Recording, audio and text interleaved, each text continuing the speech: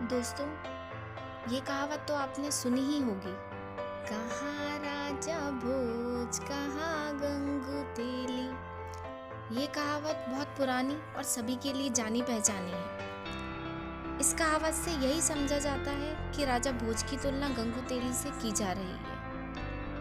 हम सब भी यही समझते हैं कि गंगू तेली कोई तेल बेचने वाला होगा जिसका नाम गंगू था, लेकिन ऐसा नहीं है। आज हम आपको बताएंगे आखिर ये गंगू तेली थे कौन और क्यों बढ़ी ये कहावत। तो दोस्तों, अगर आप मेरे चैनल पर नए हैं और चैनल को सब्सक्राइब नहीं किया है तो प्लीज़ चैनल को सब्सक्राइब कर दीजिए और बेल आइकन को प्रेस कीजिए, जिससे आगे आने वाली वीडियोस की इन्फॉर्मेशन आपको मिलती रहेगी।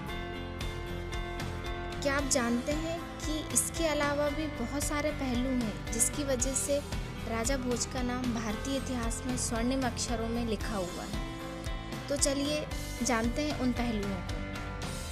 राजा भोज का जन्म कहाँ हुआ था, इसकी कहीं सटीक जानकारी तो नहीं मिलती, लेकिन माना जाता है कि 980 ईस्वी में महाराजा विक्रमादित्य की नगरी उज्जैनी में वे पैदा हुए थे।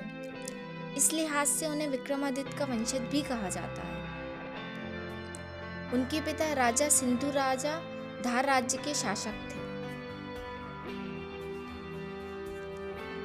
कहते हैं कि भोज महज 15 वर्ष के थे तब उन्हें राज्य की बड़ी जिम्मेदारियां सौंप दी गई थी। आगे जब वे 1018 ईस्वी में परमार वंश के राजा बने तो उनके अंदर पश्चिम भारत में एक साम्राज्य स्थापित करने की चाह जागी।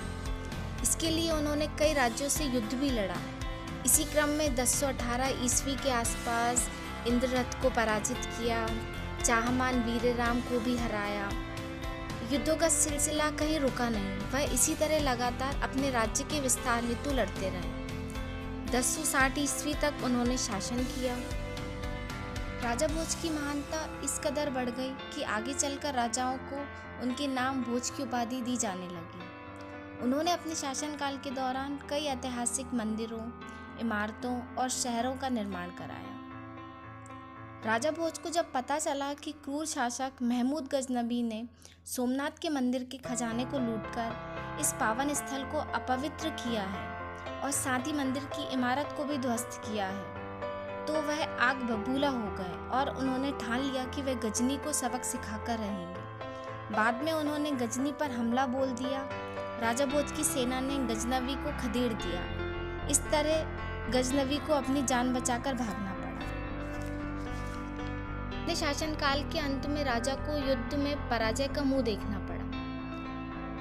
एक युद्ध के दौरान राजा भोज पर गुजरात के राजा चालुक्य और चंदी नरेश की सेनाओं ने संयुक्त रूप से हमला कर दिया। हालांकि इस युद्ध में भी राजा भोज व उनकी सेना बड़ी बहादुरी से लड़ी थी, पर वह इस युद्ध में हार गए। इस तरह अपनी हार के कुछ समय बाद राजा की मौत हो गई।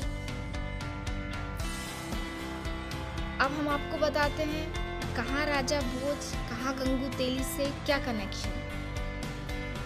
राजा भोज के नाम के साथ कहाँ राजा भोज और कहाँ गंगू तेली वाली कहावत अक्सर लोगों की जुबान पर आ जाती है, जबकि सच तो यह है कि इस कहावत में गंगू तेली से तात्पर्य गांगे तेलंग से है, जो कि दक्षिण के राजा हुआ करते थे, जिन्होंने धार नगरी पर आक्रमण किया था मगर बुरी तरह हार गए।